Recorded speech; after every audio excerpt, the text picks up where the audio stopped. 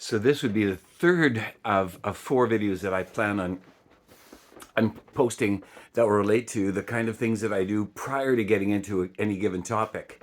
So whether I'm speaking to teachers or students or parents, I speak to my land recognition, where I find myself.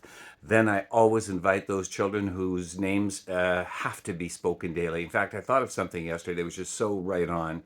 Why wouldn't every newspaper in Canada have their headlines, but in the top right hand corner have a red banner, an orange banner that would say, just put a number on it. No, nothing more than an orange banner with a number to show the rising number of children that we're finding. And heavens only knows if I had the power to do that, I would. Justin, you have that power. Legislate that. Every major newspaper in Canada will post an orange banner up at the top, regardless of what's in the paper, just with a number, and we will know. We will think about it daily, as we should.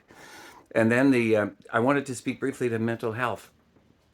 I always speak briefly to mental health because it's such a relevant part of our daily life, and it didn't used to be. So can I start with this? You have to understand that we have to take something for granted, and I'm taking for granted, and I believe in the depth of my soul that this is the best generation the world has ever known.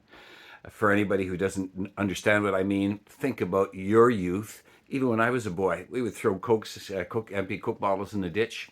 No more. In the parking lot of a London Drugs, I'd see somebody open their door and empty an ashtray. Oh, no more. Some grade 8 girl would call you out for it. Wasting water. But even more than that, more than those physical things, the way that they relate to one another. I was speaking at a conference in Toronto, not at a conference, at a high school in Toronto, I guess 2 or 3 years ago, maybe 3 or 4 years ago. And I got there early, and on the stage there were four students representing the LGBT community. And I watched them for about 20 minutes, and I realized after a few minutes I wasn't focused on what they were saying. I was looking at the audience, and I saw 300 students that were just totally encompassed by what these people were saying. They were not going to be swayed by either their color, their academic abilities, their social standings, their economic ability. It was all about, what do you have to say? And I remember at the time thinking, oh, Creator, I want to be more like these kids. This is the best generation the world has ever known. So it's up to us to make sure that these students know how real mental health is. Let's be real clear. We tend not to be taught mental health. In all the years I did at university, at no one point did anyone teach me how to recognize mental health, let alone deal with it. So now I've learned just through the process of living. And if you were to ask how many students in any given audience, classroom, how many of you wake up in the morning and someone in your environment takes a pill, not for a physical ailment, but for a mentally related ailment, it'll be half those kids. They know, they're living with it, they see it every day, and yet we are not taught to, nor do we go aggressively after it. It's time we do that.